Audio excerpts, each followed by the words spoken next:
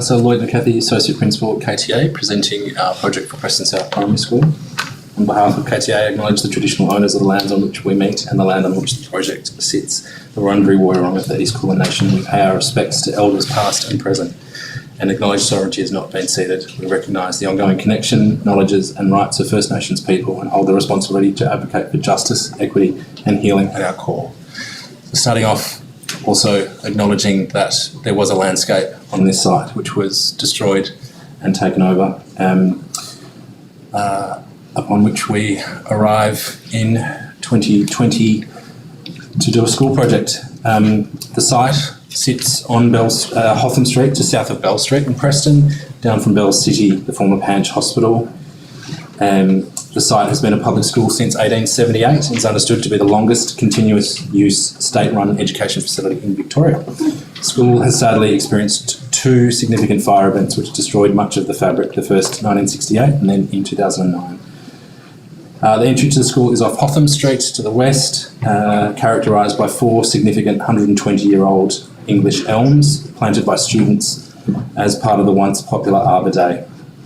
The school is located immediately adjacent to the T.A. Cochrane Reserve and a council-run tennis club. And as with most inner-city Melbourne schools, the site is small for the number of students it's catered for and is nestled in amongst fine-grained residential neighbours.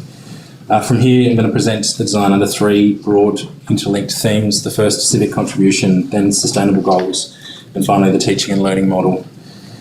So KTA consider all education projects as important pieces of social and civic infrastructure. They're not simply about didactic instruction from teacher to student. They carry with them the aspirations of a community and become platforms for discourse on education, of course, but also sustainability and climate change, community resilience, and the well-being of future leaders. They're an opportunity for a community to show pride in the milestones their children achieve through years-long education and social journeys. We conceptualise our school buildings as being part of a network of civically responsible places, drawing on the history of particularly red brick school buildings of years gone by. We also seek a form of fuzziness in our project's departure from binaries. For Preston South Primary, this is expressed as strong yet soft and inclusive, and solid yet open.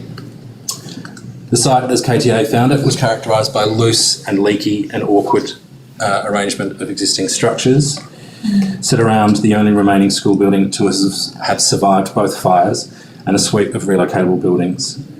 Through the master plan, it became apparent that the requisite floor area required to serve the student population would need to be housed in a multi-storey facility so as to preserve valuable outdoor active and passive recreation space.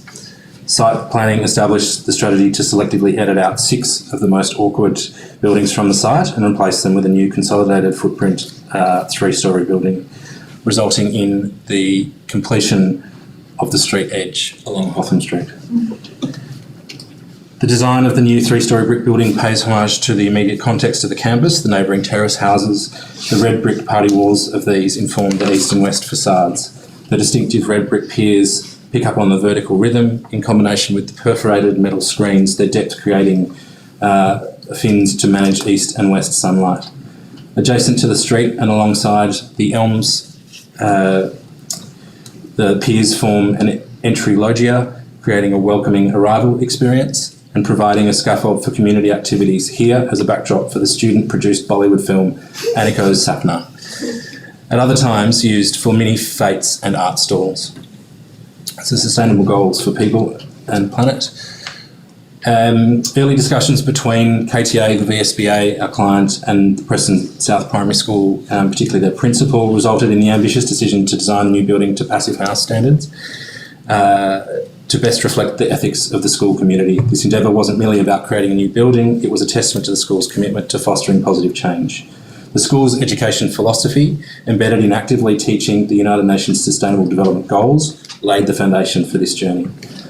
Rooted in the pillars of Passivhaus, the framework for Preston South Primary, developed with Grun Consulting, our ESD engineers, encompassed life cycle energy analysis, building fabric analysis, material selections, long-term maintenance considerations, and strategies for building resilience. The result was not just a building, but a holistic approach that mirrored the school's dedication to its students, the community and the environment. Passivhaus design standards led us to design and deliver a building which is thermally broken, from outside to in, provides improved and constant fresh air plus heating and cooling via heat recovery ventilators, is heavily insulated and well sealed. The natural assets of the site, the established landscape and distant views were leveraged through visual links enabled by thoughtful planning and window arrangements. To mitigate the east and west orientation, the brick fins and insulation build-up generate a deep wall, providing shading and opportunities to inhabit with built-in window seats, solar panels and rainwater tanks included.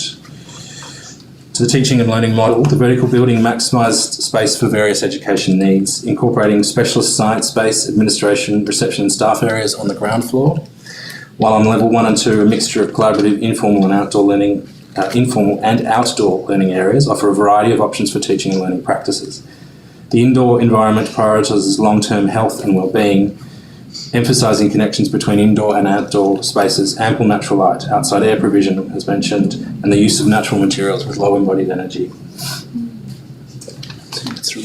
Thank you. The learning spaces are grouped into learning neighbourhoods to facilitate the option for team teaching.